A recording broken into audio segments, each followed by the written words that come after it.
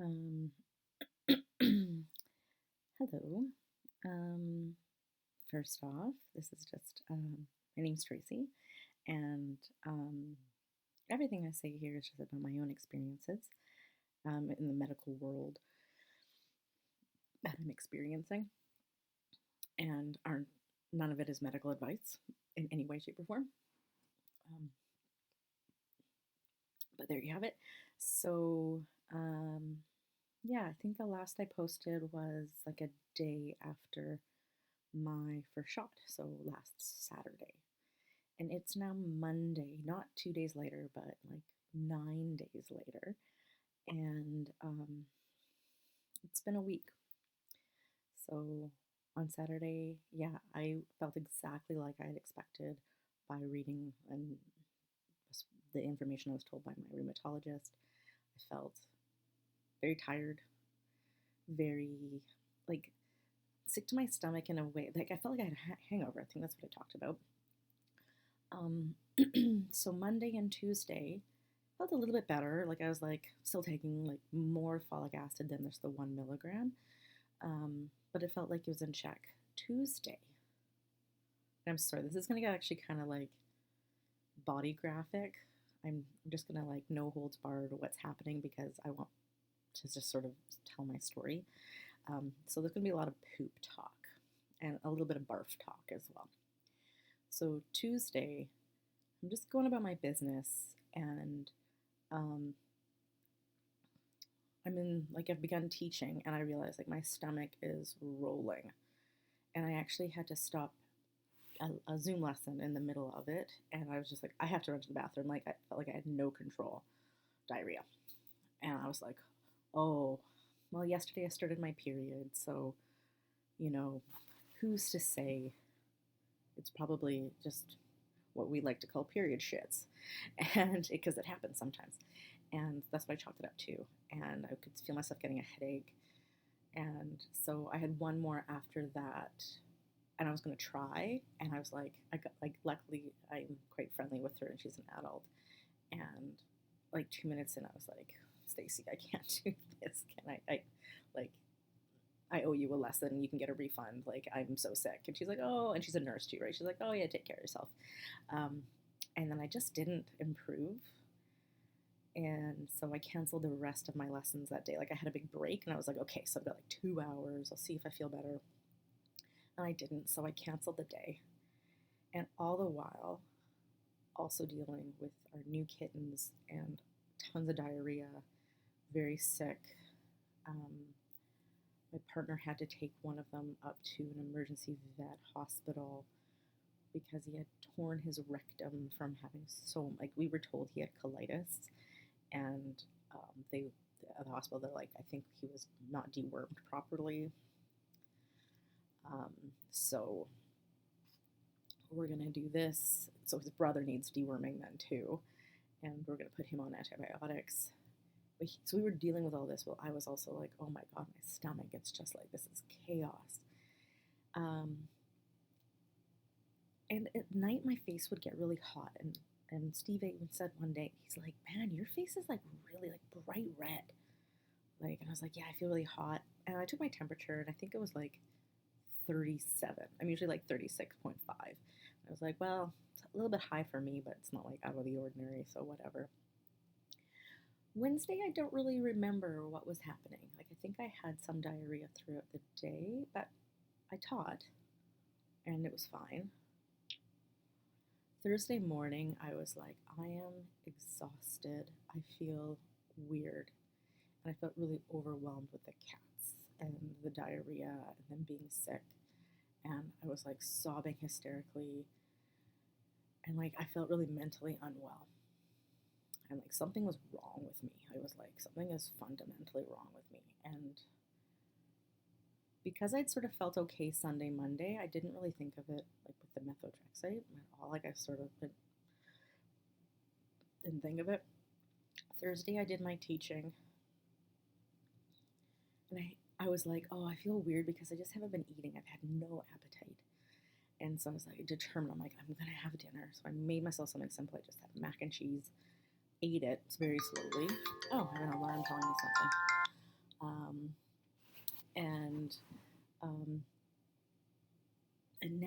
really settled. Like it just sat in my stomach. And as the evening wore on, I just felt like worse and worse. Like I could feel like my heart felt like it was going really fast. And I kept having diarrhea. And then I eventually threw up. I threw up a couple times, which is a big deal for me because I never throw up. And I take my temperature, and I'm now 37.5. And I take it again like a little bit later, and I'm 37.8. And I'm not quite sure what to do. I'm shivering uncontrollably, and I've been shivering all day. Just never felt like I could get warm. Earlier, I'd had a bath that seemed to help, but yeah, it just couldn't. I was like, yeah, I have a fever. I can tell.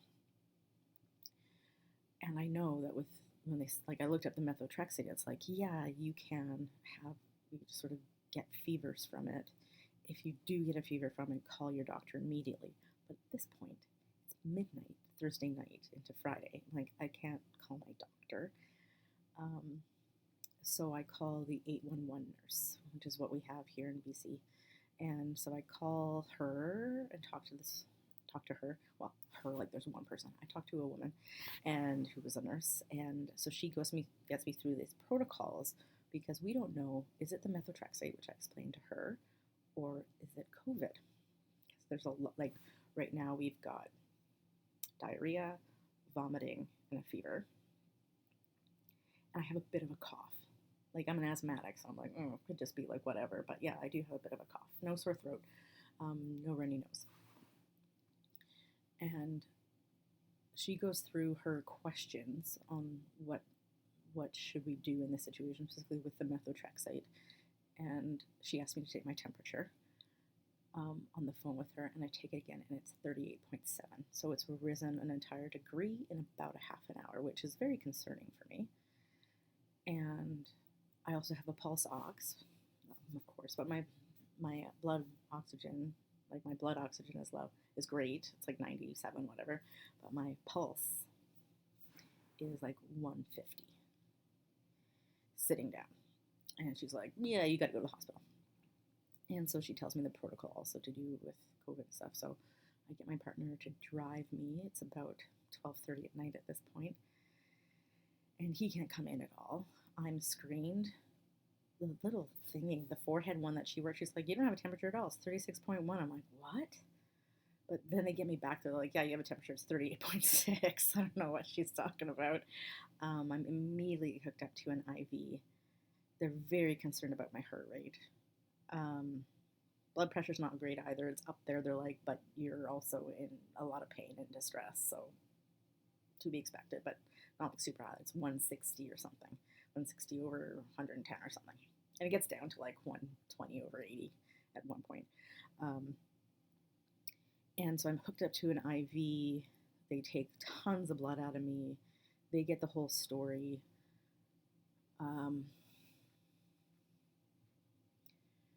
And they're like, you need fluids, so they're pumping me full of fluids. And they get a urine sample from me because they're like, we got to know what's going on in your body. And they come back and say, yes, you have an infection somewhere in your body. Your white blood cell count is high. You have an infection somewhere, so we want a sample of everything you've got. And, luckily I had lots of diarrhea for them to do. And of course, because it's COVID and I could have COVID, I have to use those like mobile commodes. And it was one of the it was pretty undignified. Like, it was humiliating to have violent diarrhea multiple times in a couple hours. And it's just sitting there open. It's terrible. Nobody needs to smell this. Nobody needs to be around this or handle it. And some angel gets a stool sample from me as well from that. They also get a urine sample at a different point. They tried to get a sputum, but I didn't have any coming up. And my lungs at that point felt really quite clear. But they were like, we want to wait though and see and get a chest x-ray. Because you do have a bit of a cough. And I guess it's just the protocol. And so they're like, you have to wait till the morning when the x-ray opens up, which is at 7. So, and at this point it's 3 a.m. So I'm just like, they're like, we're gonna turn off the lights, and because of the white blood cell count, they're like, but we don't know the infection. We're just gonna give you a broad spectrum antibiotic. So they pump that through my IV. And it's so nice to have those fluids. I was so concerned about how little I peed, and they gave me 3, I guess they're liters of fluids into me, and I barely had to pee. I was really dehydrated from the vomiting and all the diarrhea because it was liquid coming out of me. Like it was just solid like liquid. That's it. Um, it was so unpleasant, so unpleasant. And so I waited until I think I got taken down to the X-rays at around 8, and having diarrhea in it on and off. They were also really concerned about my heart rate. Um, it started at 146, and when I was in there, and at this point I think it was down to like 125. They're like, okay, it's going in the right direction, but it's still so high. And it's interesting talking to one of the doctors, and it just goes to show, I think, how much I have had my own health stuff minimized or blamed, like say on my size, um, when or mental health.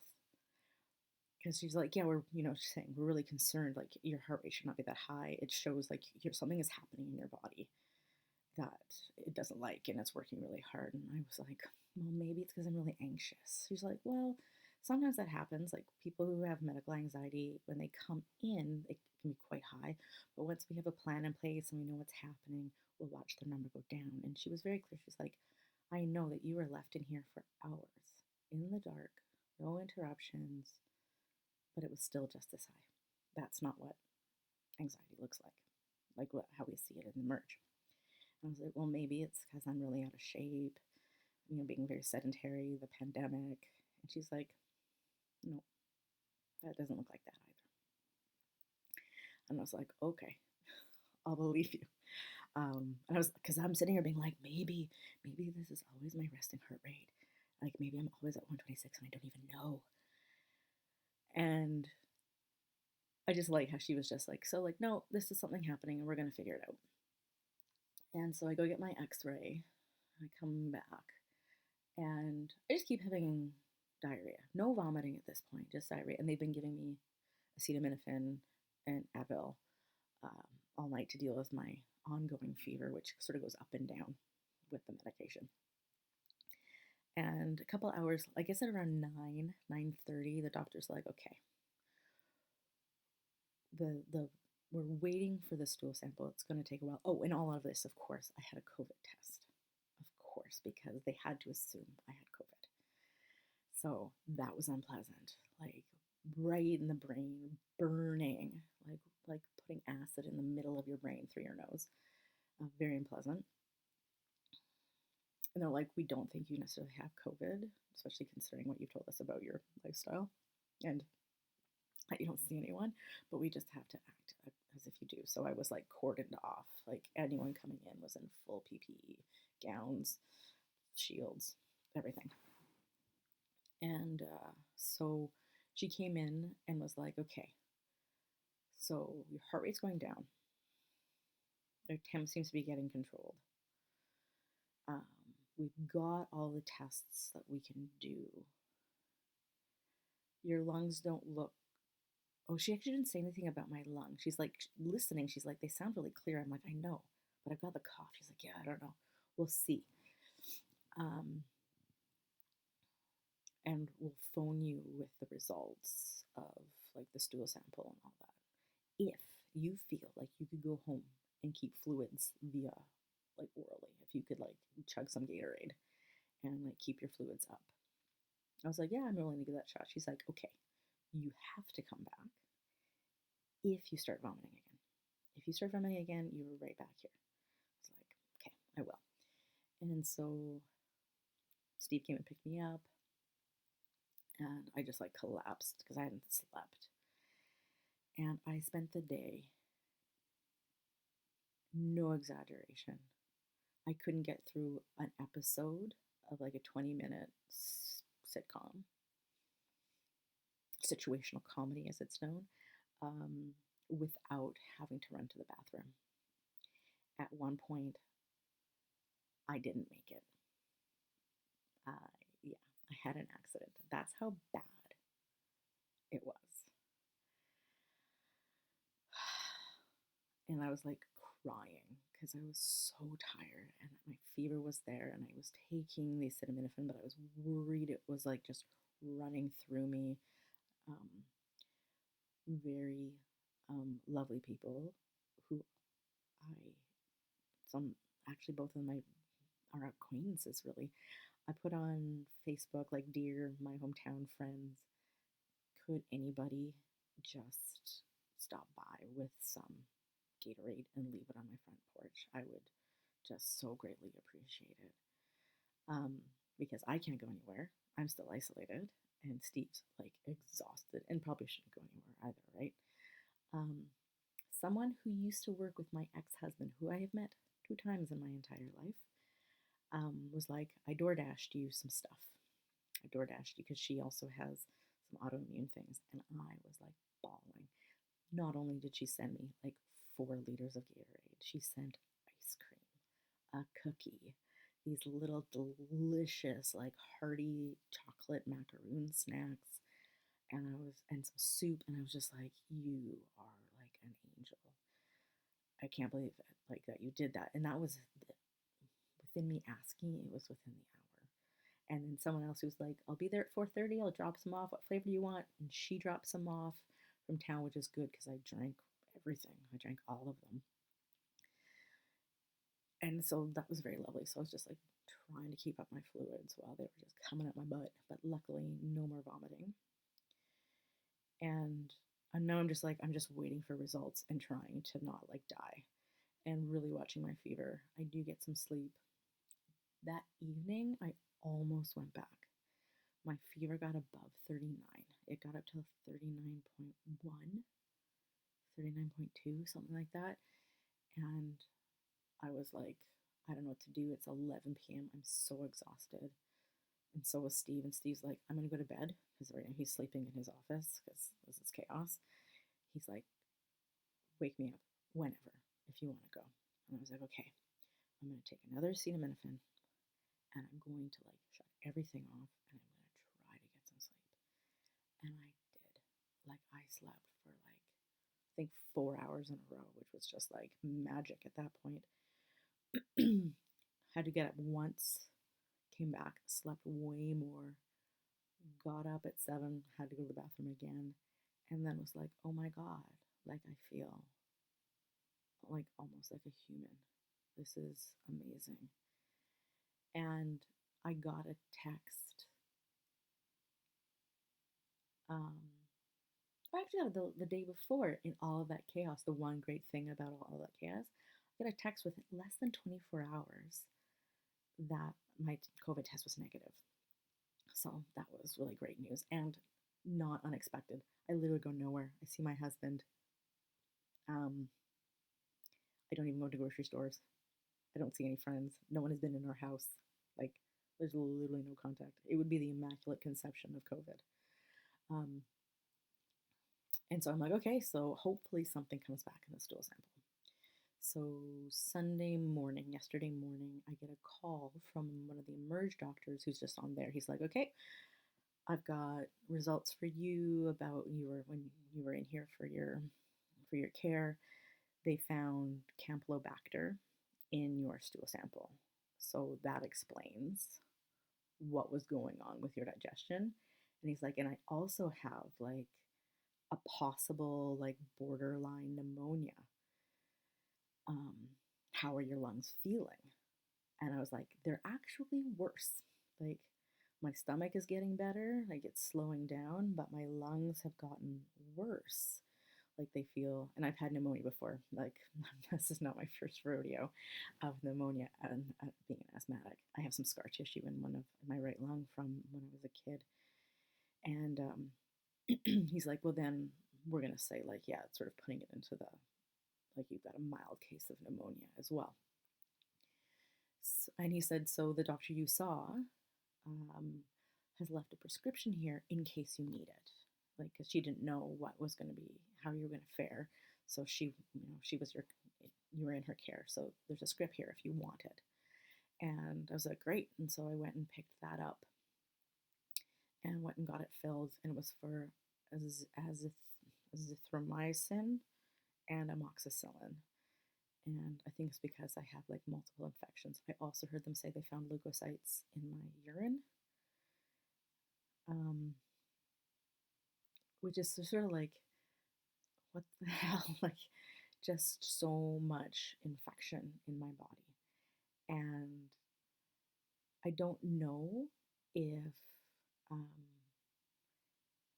if the methotrexate makes you more vulnerable to the Campylobacter, which is like the main cause of food poisoning. If I got it from my kittens who carry it, um, and just having such a bad case because my immune system was so compromised. But the pneumonia would definitely be like caused, I would imagine, from the methotrexate. From what I understand, it's possible. Um, so I was very happy to have some antibiotics. Me and both the cats are now on antibiotics. First, Steve's the only one out of all of us. Way to be tough. Um, and so I've been taking those. I did not take my dose on Friday. I was supposed to take my second dose of methotrexate, but just talking to the medical professionals, they're like, yeah, that's a little bit iffy.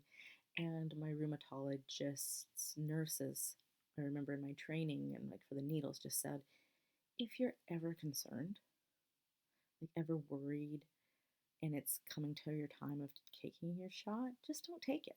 Just don't take it and email us. Like they have an email system that they use.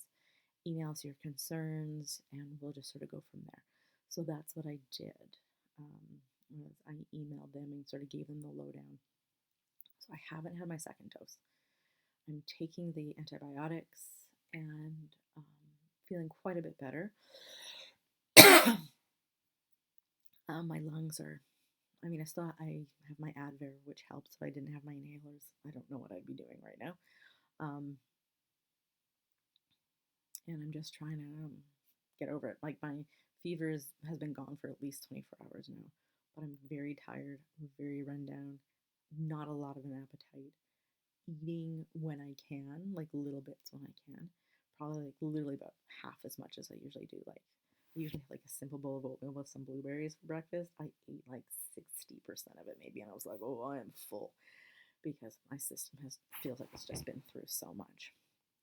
So that was my week after my first dose, of 0.6 milligrams, or milliliters, 0.6 milliliters. Goes up to the 60 on the 1 milliliter needles. Um, I'm very nervous that um, it's going to be like, oh, well, no, yeah, you're fine. Should be okay this week. Um, and the idea of taking it again.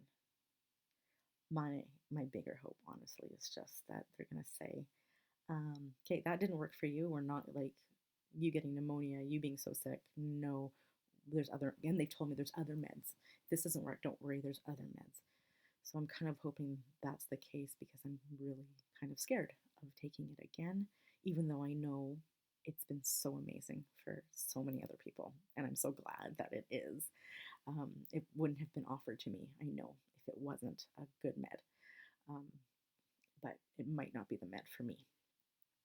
We'll have to see. There might, I don't know enough to know if it's like, oh, we just tweak the amount or we do this or whatever, as other possibilities of when this kind of stuff happens. But I know, looking, because I've just been reading so much online around, it is known that it can cause lung infections in people. And then here I am with a lung infection. So yeah, that's where I'm at in my very eventful week. It's been very exhausting. And the upside is I just found a new show. What's it called? It's English. I'm just going to move this for a second. It's called Case Histories. Case Histories. It's a British show starring Jason Isaacs, who I really like. And I've just been like, enjoying that now that I'm a bit more alert. During my like total suffering time, it was just Parks and Rec. Was all I could handle, and because it was just like noise in the background, soothing friendships. That's all I really could handle. Yeah, so I'm disappointed that I did not have a breeze of a week. That first day, I was like, oh, okay, this is expected. And now it sort of feels over. And now I'm just like, oh my God, I'm dreading it. Because I do have some medical trauma just from being a pretty sick kid and being in hospital as a young kid. Um, and having lung disorders, I think like having things that affect like your big, like your heart and lungs, like the things that keep you alive, I think just add like a little bit extra, like immediate stress. Not like if you have liver problems, that's also very concerning, right? Or kidney, like really, there's not many systems that are like, it doesn't really matter.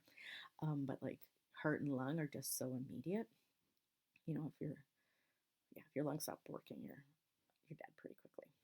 Um, there's just like that edge, and just thinking from my education in the world of trauma, that I'm feeling a little bit like, yeah, a little bit vulnerable, a little bit activated around that. So that's where some of the worry from the new med comes from as well.